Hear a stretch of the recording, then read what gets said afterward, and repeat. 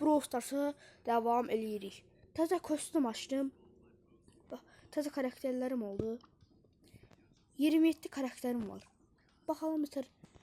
Oyun oynayacaq.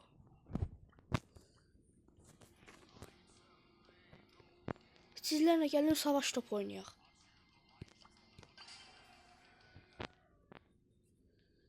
Təzə güncəlmə gəldi. Sirius gəldi oyuna. Bu güncəlmədə gəlin başlayaq. Mən açıqlaması ilə mən bu güncəlmə çox xoşuma gəldi. Çünki çox yaxşıdır karakterlər zat. Yaxşıdır məncə. Şimdi bu zamanda təzə kostyumlar da açdım. Nikola atacağım. Yes, gol attık.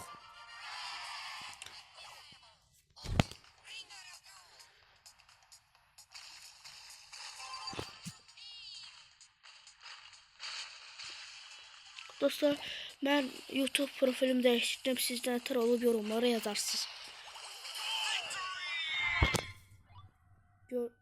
Bakın kazandık. Dostlar, çok geç videomu atma səbəbi biraz məktəb, çox işim var məktəbdə, gedirəm də. Ona görə.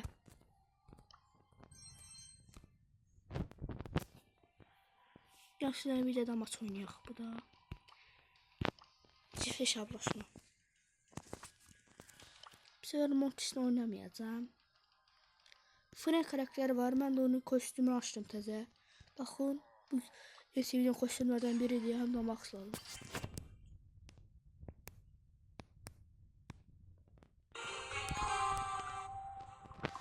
Gelin.